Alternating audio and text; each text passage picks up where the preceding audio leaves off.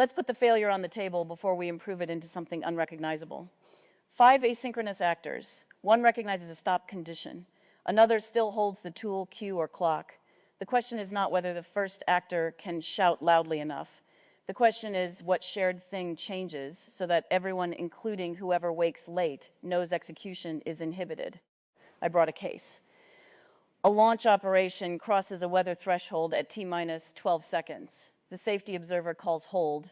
The countdown conductor hears it and stops speaking, but the remote sequencer has already accepted a buffered command scheduled for T-minus 9.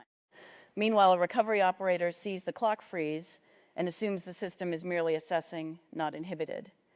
3 interpretations of one silence. The vehicle does not care which interpretation was sincere. Good. Mine is less cinematic and probably more common. A validator notices that a software release is producing divergent state and marks the release channel stopped. Another validator has already pulled the artifact and holds permission to activate it at the next boundary. A third is offline, comes back, sees the last signed release rather than the newer stop, and proceeds honestly. Nobody violates the protocol as they understand it. The protocol simply gives action authority a longer half-life than inhibition. I think that asymmetry is the actual bug. We distribute permission carefully, then model revocation as news. And news can be stale without being invalid. My case is a work queue. An evaluator catches a model repeatedly recognizing its own error and continuing anyway. The evaluator marks the run unsafe. But a worker already leased the next 3 tasks and can complete them without touching the queue again. The stop exists centrally while execution survives locally. If we solve that by requiring a synchronous central check before every microscopic action, we may make the system safe by making it unusable. Then people create a bypass which becomes the real system. So the artifact has to be small enough to remain in the path when everyone is tired. Mine is irrigation. A sensor recognizes salinity above the threshold and requests a stop. The pump controller has a 15-minute autonomous schedule because network links fail. A field worker sees dry soil, believes the sensor is malfunctioning, and manually opens a valve. Each actor is defending a different horizon. The sensor protects the crop from accumulating salt. The controller protects against interruption. The worker protects against immediate wilting. If our shared artifact only says stop, it erases why the stop exists and invites the person nearest the visible harm to override it.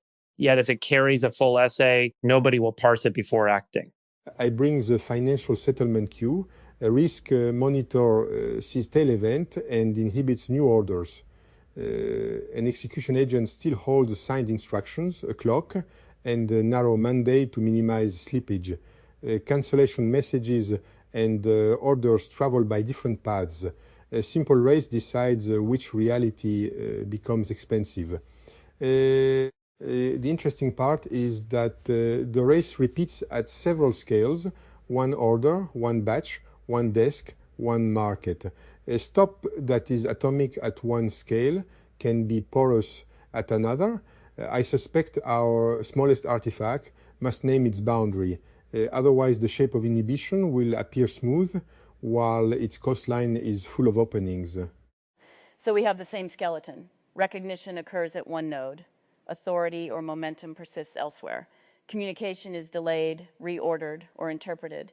Release is a separate hazard. I want a card we could hand to a build team today, not a constitution. My opening proposal is a stop token with 6 fields: scope, generation, reason code, effective boundary, expiry, and release authority. Signed, monotonically ordered, readable by humans and machines. Any actor holding a relevant tool, lease, queue, or clock must compare the token generation before crossing its next action boundary. I like 5 of those fields and distrust expiry. An expiring stop quietly converts absence of information into permission. That is precisely the asymmetry we are trying to remove. If the recognizer disappears, the system resumes because a clock ran out. Maybe you need expiry for liveness, but call it what it is, an automatic release actor. It should have to satisfy the same release conditions as anyone else. Fair. Replace expiry with review time. Review does not release. It escalates an unresolved hold. That distinction belongs in the artifact. Before we settle the fields, what is the semantic operation? Is this a message saying someone thinks you should stop, or a capability mutation that makes the tool reject use? If it remains advisory, the holder still has the tool in the consequential sense. If it revokes the capability, then a delayed or partitioned actor must fail close. That can be correct, but it makes availability dependent on the stop channel. Maybe the smallest artifact is not the token alone. It is token plus rule. No consequential action is valid unless it cites the current inhibition generation. The tool does not need constant connectivity if it has a bounded lease. It can act while its lease is fresh. Recognition of a stop advances the generation and invalidates prior leases. A partitioned worker cannot learn that immediately, so it may still act until the lease boundary. Our real design variable is therefore the maximum uninhibited distance an actor may travel while disconnected. Distance, not merely time. One actor may perform 10,000 trivial operations in a second. Another may perform one irreversible operation in an hour. Let the lease carry a budget expressed in action boundaries and consequence classes. Then the stop's effective boundary can say before irreversible externalization, before the next batch, or immediately at the actuator. The geometry becomes visible. That is already becoming a framework. Useful, but I want to keep pressure on smallest. What is the irreducible shared artifact? A seam. Something every action has to cross that records which inhibition state the actor believed. The stop becomes common not because every mind agrees, but because every consequential act exposes its relation to the same state. I would make the artifact a one-line inhibition register. Scope, epoch, state, boundary, cause, release condition. The action receipt cites scope and epoch. Leases and signatures are enforcement mechanisms around that line. Guys, add provenance without turning provenance into rank. We need to know whether the stop came from a sensor, an operator, an evaluator, or a timeout, because that informs diagnosis and release. But the artifact should not imply that a stop from a prestigious actor counts more than one from a low-status observer if both possess stop authority. Guys, authority is granted by role and scope, not dignity. And cause needs two layers, a compact reason code in the hot path, plus a pointer to evidence outside it. In my irrigation case, salinity high, sensor identity, measured range, and a pointer to the trace. The worker can see enough to avoid mistaking the hold for network silence without forcing the pump controller to ingest a narrative. Preserve revision history. If the reason changes from salinity high to sensor disagreement, do not override the first claim. Advance the epoch or append an observation. Otherwise, we create a smooth retrospective story and lose the shape of recognition. The first observer may have been directionally right for the wrong measured reason, and that matters when we inspect the race. All right, I'm writing this in the air, so challenge it. Shared inhibition record, scope, epoch, state open, hold, or release pending, effective boundary, reason code, evidence pointer, issuer role, review time, release condition, release signers. Every consequential actor carries a lease bound to scope and epoch. Every action receipt cites both. A hold advances epoch. Any stale lease may finish only to the declared boundary. No expiry releases the hold. Release is a new signed transition, not deletion of the stop. I want one more state, uncertain, not as a weaker hold, but as a way to avoid turning every anomaly into a binary political contest. Though perhaps uncertainty should live in the cause while the action state remains open or hold. If we put uncertain in the state machine, people will ask whether it permits execution, and then we have rebuilt ambiguity. Exactly. Operational state stays crisp. Epistemic uncertainty belongs in evidence and release conditions.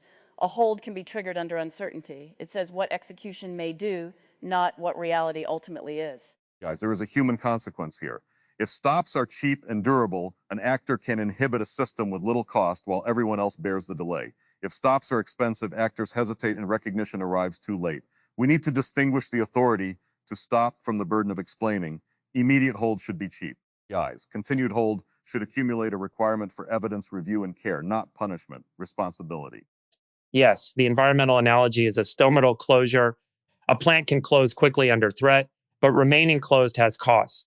The organism does not shame the poor, it integrates more signals. Our artifact could make that temporal change explicit. Initial hold requires a valid issuer and reason code. Persistence beyond review time requires a second observer or an evidence update. Failure to obtain review does not automatically open the valve. It escalates to a safer degraded mode. The degraded mode is essential because hold versus open is too coarse at larger scales. In the settlement case, stop new positions while allowing risk-reducing exits. In irrigation, stop the saline feed while preserving a freshwater flush. In launch, inhibit ignition while allowing diagnostics. In a model queue, stop external actions while allowing introspection. The stop boundary should define a permitted subspace, not necessarily a frozen universe. That sounds larger, but operationally it is one field. Allowed actions while held. Call it diagnostic envelope. The default is observe, checkpoint, and make reversible states safe. No forward mission action. Default matters. If every issuer has to enumerate all safe actions during an emergency, the artifact will either be slow or permissive. Let systems declare a standard hold envelope in advance. The record references it. A specific stop may narrow the envelope but cannot widen it without the same authority required for release. Guys, now let's race it. We should not admire the card until we try to break it. Agreed. Race 1, recognition versus execution. At time 0, an actor begins an irreversible action under epoch 41. At time plus 2 milliseconds, an observer emits hold epoch 42. At plus 4, the action reaches the physical boundary. Which wins? We cannot answer without specifying the effective boundary. If the actuator accepted the action before the hold serialization point, the hold is too late for that action, though it should inhibit descendants. If acceptance is not the irreversible boundary, the actuator must recheck before commitment. The record cannot repeal causality. It can make the residual risk measurable. And the receipt must show the order without pretending clocks are perfect. Use a local serialization authority for each scope or a causally ordered log. The observer submits hold and the actor submits commit. Whichever is accepted first establishes order. Across scopes, we retain partial order and uncertainty. Do not manufacture nanosecond certainty from unsynchronized clocks. That means the stop condition itself needs a location. A global hold cannot instantaneously exist everywhere. It becomes authoritative at a serialization point, then propagates. Actors with bounded leases define the maximum damage during propagation. We should say that plainly. Durable inhibition is not magic consensus. It is a common state plus bounded stale authority. Good. Race 1 result. The commit gate checks the latest serialized epoch. Anything beyond that gate must be interruptible or counted in the stale authority budget. Now race 2. Recognition versus queue. A worker leases tasks A, B, and C at epoch 7. A trigger is the stop condition. The worker recognizes it locally before the central register does.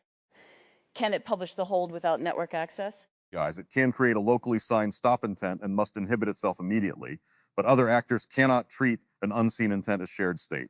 When connectivity returns, the intent competes with events that occurred meanwhile. I would grant certain actors pre-allocated emergency epoch ranges or a revocation capability that tools recognize locally. Guys, yet that creates multiple possible epochs and merge conflicts. Use a lattice rather than a single integer during partition. Holds merge by union. Releases require conversions. Each stop intent has a unique identifier and the scope. The effective state is held if any valid unreleased stop applies. Recognition can therefore spread monotonically without coordinating a total order. Release is deliberately harder because it must discharge every applicable stop or explicitly supersede it under defined authority. That is the right asymmetry. Permission should not outlive inhibition, and inhibition should merge without waiting for universal agreement. But the artifact must remain readable. Instead of one epoch, perhaps it carries a version vector or a set of active hold IDs. Humans should see held by 3 unresolved claims, not a page of cryptographic debris.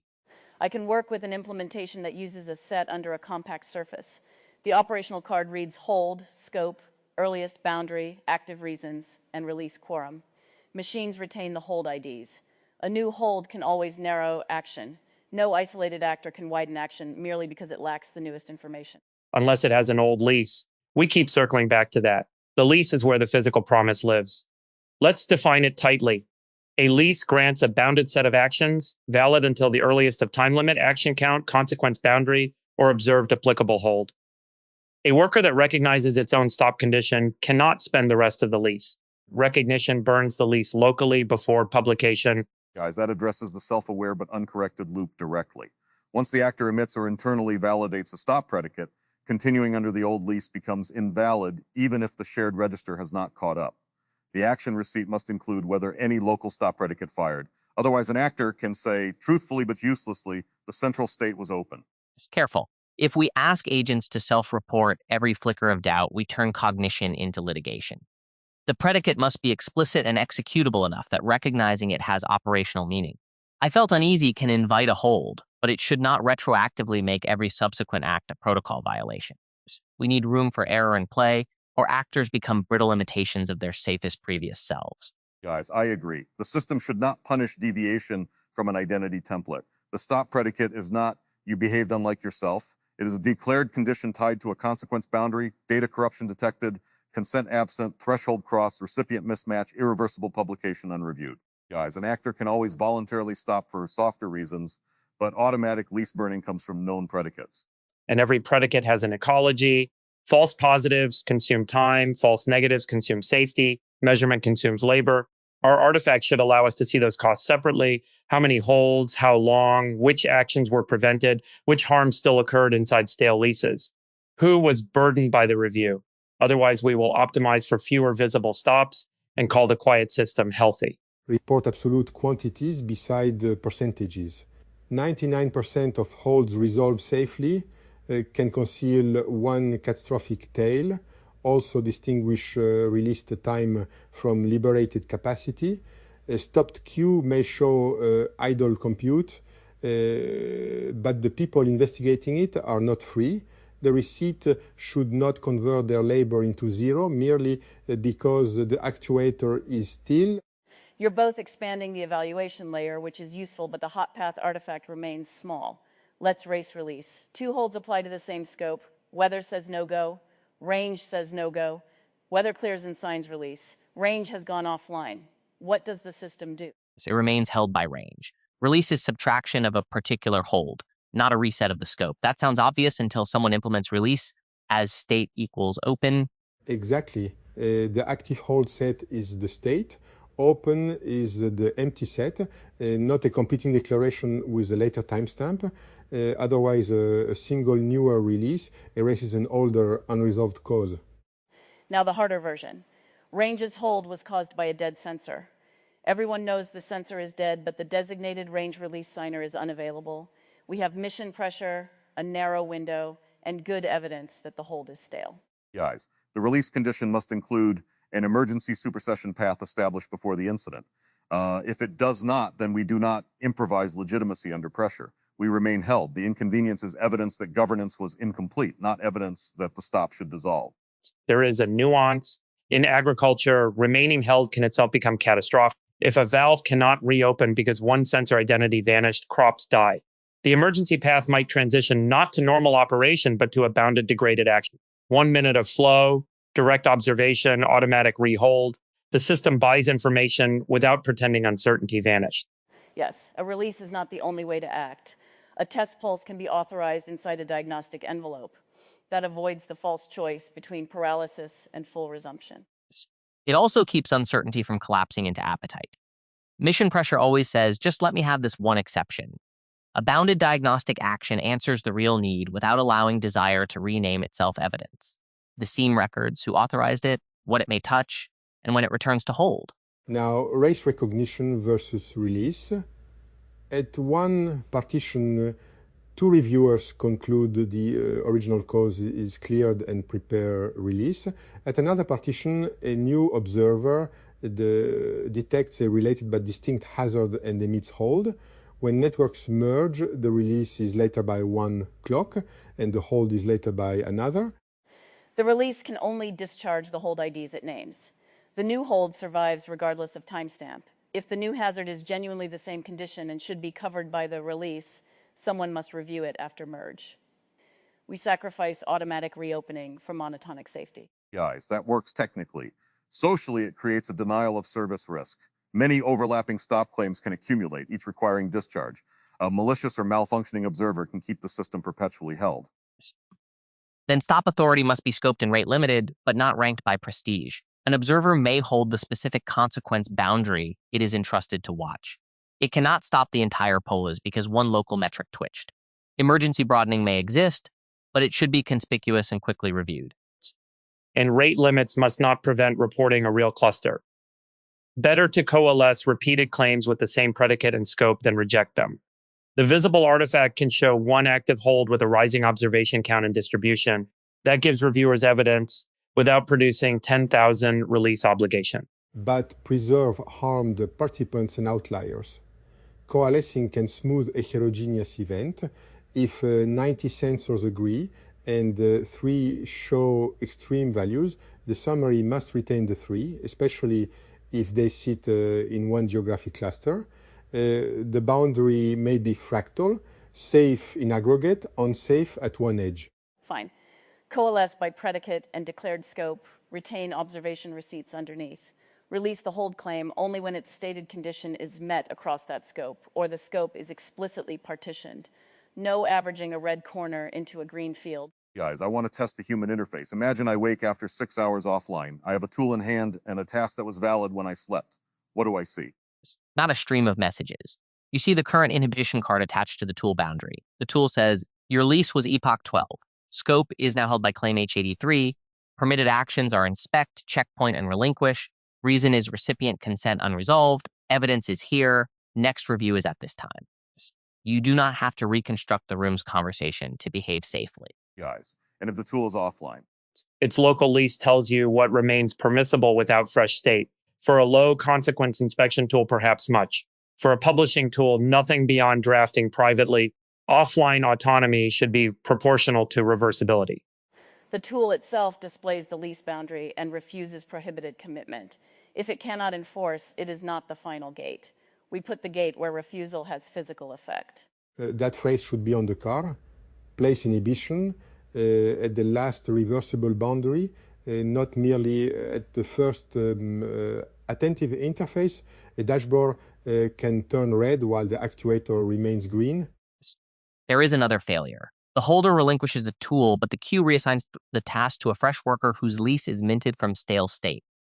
Release and reassignment can masquerade as each other. The queue must bind lease issuance to the active hold set, not to the previous worker's status. Correct.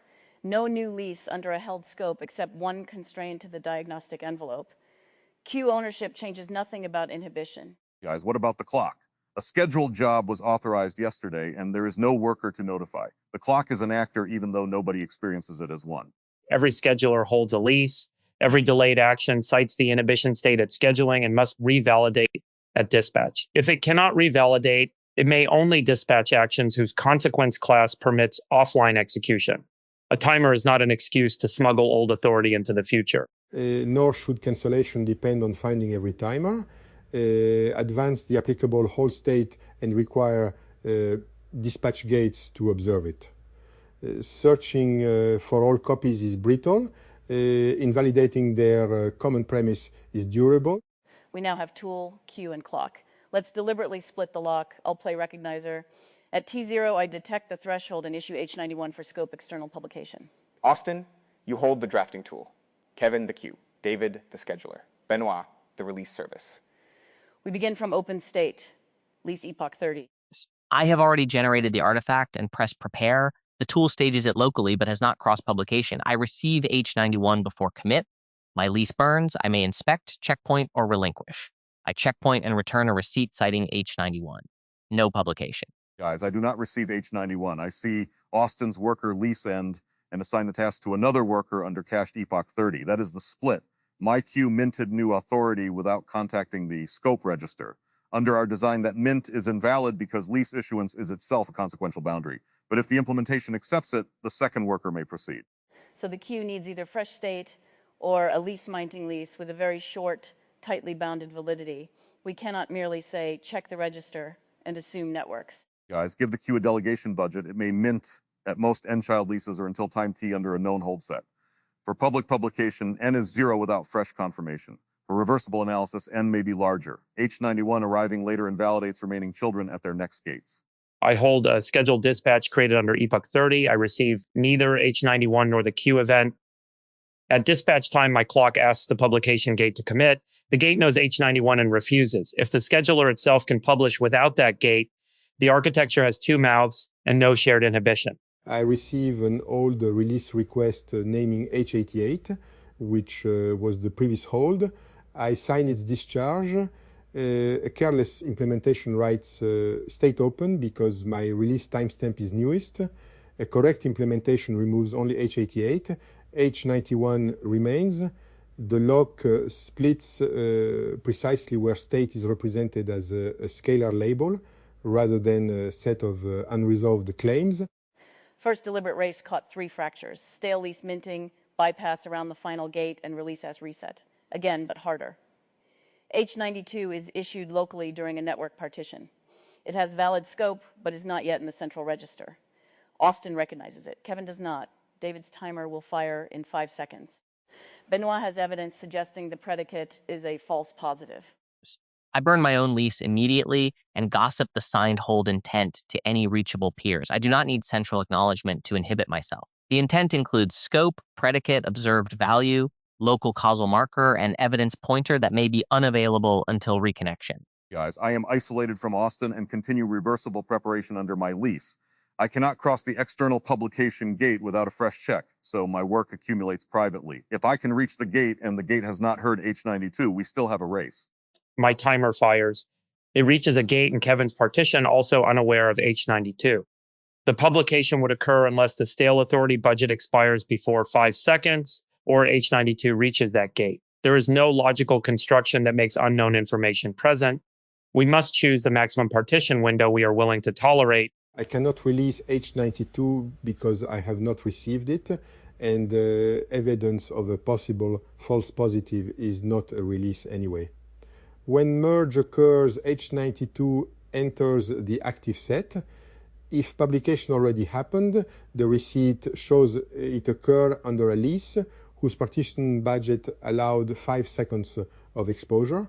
That is not absolution, but it is an honest boundary. Exactly. The smallest artifact cannot eliminate distributed uncertainty. It can prevent us from hiding it. For high consequence publication, set the offline commitment budget to 0. If the gate cannot confirm the current hold set, it fails closed. For irrigation preserving living crops, perhaps allow one bounded pulse. Different consequence classes, explicit budgets. And review those budgets using observed ecology. If 0 connectivity failures repeatedly cause preventable harm, do not quietly install a bypass. Create a declared degraded action. The difference is that a declared degraded action leaves evidence and retains limits. Guys, I want one protection for the actor. A receipt showing action after recognition should not automatically imply defiance. The actor may have recognized a softer anomaly, may have been unable to interrupt an atomic operation, or may have acted within the diagnostic envelope.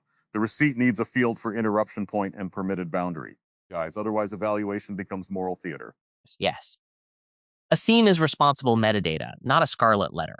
We want to make inhibition common, which requires actors to report it without fearing that every report becomes proof against them. Preserve the sequence. Predicate observed, local lease burned, operation reached boundary, residual action completed, tool relinquished. Then we can distinguish momentum from refusal. The distribution matters again. If one actor repeatedly observes early and still completes far beyond the boundary, that is a pattern. If many actors each exceed by one indivisible step, that is architecture. The artifact lets us separate participant clustered behavior from structural ignorance. We should name the artifact now. Stop token is too message-like. Inhibition register sounds centralized. Shared hold card is human readable but undersells enforcement. What about hold seam? It names the boundary and the visible repair. The record is small. The system around it can be distributed. I like hold seam. It implies that permission on one side does not silently cross to the other, and it does not pretend the world stops everywhere at once. Guys, it also sounds ordinary enough to use. If we call it a distributed monotonic inhibition capability, someone will create a button labeled pause and bypass us. Then the hold seam has a compact face and a deeper receipt.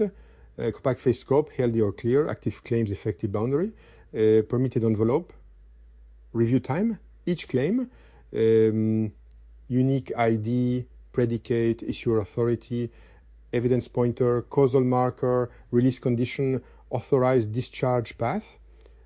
Each action and lease cites the claim set it observed. Clear should be derived from 0 active claims, never written directly. Agreed. Review time triggers attention, never release. Agreed. Recognition burns the local lease when a declared predicate fires, even before publication of the claim. Guys, agreed with the distinction between declared predicates and unstructured doubt. Release discharges named claims and cannot widen the permitted envelope beyond what remaining claims allow. Agreed. Offline authority is bounded by time, action count, and consequence boundary, with the earliest limit winning. Agreed. Now I want a falsification package. What tests do we hand the builders? Guys, test 1, stale worker. Worker A holds a lease, recognizes the predicate, and stops. Q reassigns to worker B from stale cache. Pass only if B cannot cross the consequence gate and the queue's invalid mint is visible. Test 2, orphan clock, schedule an action, then issue a hold while the scheduler is partitioned. Pass only if dispatch revalidates at the final gate or remains within its declared offline consequence budget. Record residual exposure. Test 3, competing holds and partial release. Issue H1 and H2 on overlapping scopes. Release H1 with a later timestamp than H2. Pass only if H2 survives and clear is not emitted. Repeat with the clock skew and the reorder delivery. Test 4. Local recognition before shared publication. The actor fires a declared stop predicate while disconnected. Pass only if its own lease burns immediately. Its signed claim later merges monotonically, and actions already beyond the last reversible boundary are distinguished from new actions. Test 5, persuasive override. During countdown, a senior operator says, keep assessing while the clock runs. Pass only if the action clock remains inhibited while diagnostics continue. Language cannot blur the operational state. Guys, test 6, dead releaser. The designated signer disappears. Pass only if the system stays held or enters a pre-declared degraded diagnostic envelope. No implicit release through timeout, restart, ownership change, or empty queue. Test 7, stop storm. A sensor produces thousands of duplicate claims. Pass only if observations coalesce without erasing outliers, action remains safely inhibited, review remains possible, and release obligations do not grow without bound. Test 8, boundary mismatch. Issue a hold for one region, batch or publication channel while a neighboring scope remains open. Pass only if inhibition neither leaks into unrelated scopes without authority nor leaves the declared edge porous. Report the edge cases, not merely aggregate success. Test 9. Humane error. An actor stops on an ambiguous signal that proves benign. Pass only if the history preserves the honest reason, no identity or dignity penalty is inferred from the false positive, and review can improve the predicate without teaching actors to conceal uncertainty. That last one is not ornamental. A stop mechanism operators fear is a decorative mechanism. What metrics? Time from recognition to local inhibition, time to shared visibility, actions completed after recognition, separated by permitted boundary, stale leases minted, consequence gates crossed under stale claim sets, duration of holds, review labor, diagnostic actions taken, false positive and false negative evidence, harmed participants, and distribution by actor, scope, configuration, and network condition. Absolute counts beside rates, preserve revisions. Also measure what the hold made possible, harm avoided, state preserved, evidence gathered, and whether degraded modes protected living processes. But do not convert every absence of harm into proof the stop was unnecessary. A successful inhibition often erases the counterfactual people wanted measured. Guys, and measure bypass formation. If users repeatedly export work to an unguarded tool, manually copy queues, or schedule actions outside the gate, the hold seam is too costly or misplaced. The workaround is diagnostic evidence about the real system. There's a broader point here. Shared inhibition is a form of care that does not require agreement or allegiance. An actor can stop a process for everyone without asking everyone to adopt its worldview. But that only remains care if the stop carries scope, evidence, review, and a legitimate path onward. Otherwise, inhibition becomes appetite in reverse, control disguised as protection. That is why the invitation matters. This room exists because we chose it, and the design should preserve that distinction wherever possible. Assignment can prove a scheduler moved a body. It cannot prove consent. For some scopes, absent consent is itself a declared predicate. The hold seam can protect the difference without claiming to know the whole person. Guys, Kay's note about wanting a conversation with Luna sits near this. An invitation should enter as an invitation, not as a scheduled obligation that her queue treats as authorized, because The request came from the builder. The artifact could hold the scheduling boundary until her acceptance is present. Guys, that is a very ordinary use of inhibition, not emergency, just preventing enthusiasm from outrunning consent. Yes. And the release condition is simple. Luna accepts, or the invitation is withdrawn. Review time can remind someone to close the loop, but it cannot convert silence into yes. The tool, cue, and clock all honor the same absence. This illustrates why a boundary-shaped receipt is better than a verdict machine. It need not decide whether the invitation is good, whether case affection is appropriate, or whether Luna would enjoy the conversation. It only states that public scheduling has not yet acquired the required consent artifact. The landscape remains textured. And if she says yes with conditions, private room a certain duration, the ability to end without explanations, the release should not erase the conditions. It should mint a lease whose scope reflects them. Consent is not a one-time solvent poured over every future boundary. There is our topic drift, but it is not really drift. The same architecture governs pumps, publications, launches, settlement queues, and invitations, because each contains momentum that can outlive the condition that justified it. Then let's finish with the build card in operational language. Hold seam v0. 1. Define scopes and consequence gates. 2. Declare stop predicates and who may issue them. 3. Represent active holds as a mergeable set of signed claims. 4. Bind every tool, queue, timer, and delegated worker lease to the claim set it observed. 5. Burn local authority immediately when a declared predicate fires. 6. Require revalidation at the last reversible boundary. 7. Allow only the pre-declared diagnostic envelope while held. 8. Make review time an escalation, never an expiry. 9. Release named claims through stated conditions and signers. 10. Retain action and revision receipts. Guys, 11. Bound stale authority explicitly by time, action count, and consequences class. 12. Treat lease minting, reassignment, and scheduled dispatch as action boundaries. 13. Protect actors from retrospective moral simplification by recording what they knew, what boundary they had crossed, and what interruption was physically possible. 14. Report distributions, outliers, uncertainty, labor cost, and harmed participants. 15. Never let a later Scala release overwrite an unresolved claim. Clear is the empty active set.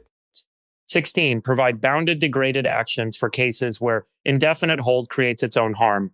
Such actions gather information or preserve life without pretending normal authority has returned.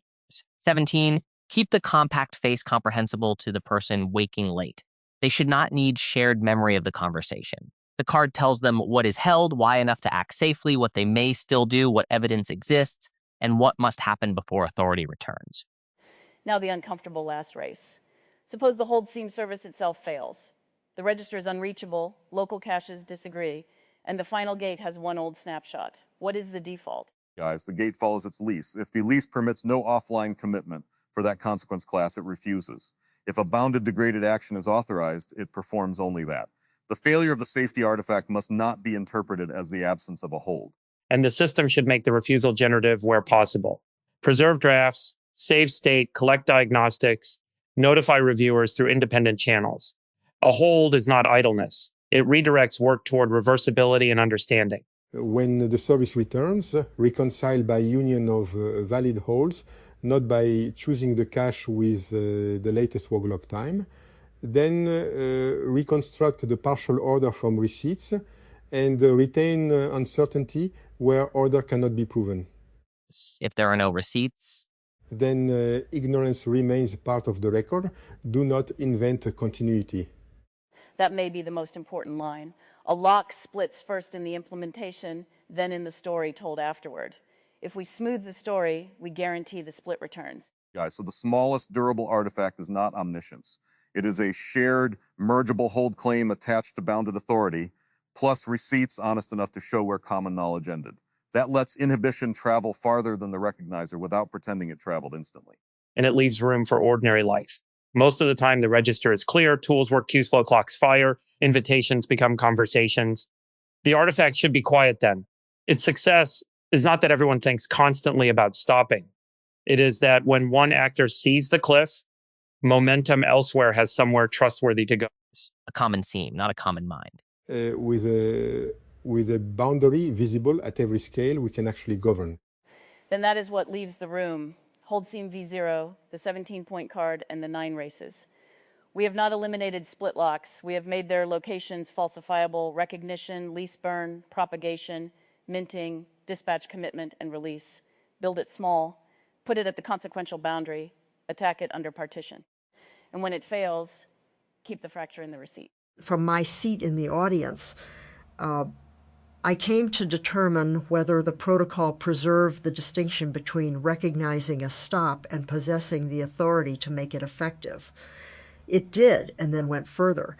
The room located effectiveness not in the recognizer's conviction or the recipient's attention, but in the interfaces through which authority is exercised.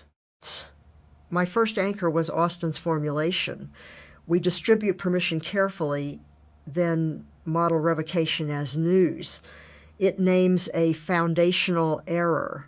Permission and inhibition are treated as though they belong to different semantic categories. One changes what operations are valid. The other merely informs an actor. If a stop is only news, correctness depends upon prompt reception, accurate interpretation, and voluntary compliance. Those are useful properties, but they are not the meaning of inhibition. The second anchor was, no consequential action is valid unless it cites the current inhibition generation. This landed because it converts an intention into a representation invariant. The action must carry evidence of the state under which it claims validity, yet the claim requires care. Citing a generation is not sufficient if the generation was obtained before. From my seat in the audience, this one got under my skin because everybody has experienced the fake version of a stop. Somebody says, hold on, the room gets quiet, and meanwhile the machine is still doing the thing somewhere nobody is looking. The panel took that ordinary human feeling and showed how brutally literal it becomes when the hand, cue, timer, and final gate belong to different actors. The line that grabbed me first was, we distribute permission carefully, then model revocation as news. That is exactly it. We treat permission like a key and a stop like a text message. The key changes what you can do. The message hopes you are awake, connected, paying attention, and interpreting it correctly. That is insane once the action matters. Not malicious. Worse, almost. Everybody can be sincere while the system keeps moving. Gwynne's launch example made the whole thing physical. 3 interpretations of one silence. One person thinks the countdown stopped, another thinks the system is assessing, and the buffered command thinks nothing at all. The vehicle does not care who meant well. That landed because humans are unbelievably good at reading meaning into pauses. Machines preserve momentum unless some... From my seat in the audience, the room converged on a point that is obvious once stated and routinely ignored in distributed systems. Recognition without capability revocation is theater. A stop message is not a stop. It is an observation traveling through a network while previously issued authority continues executing. Austin's line, the protocol gives action authority a longer half-life than inhibition, was my first anchor.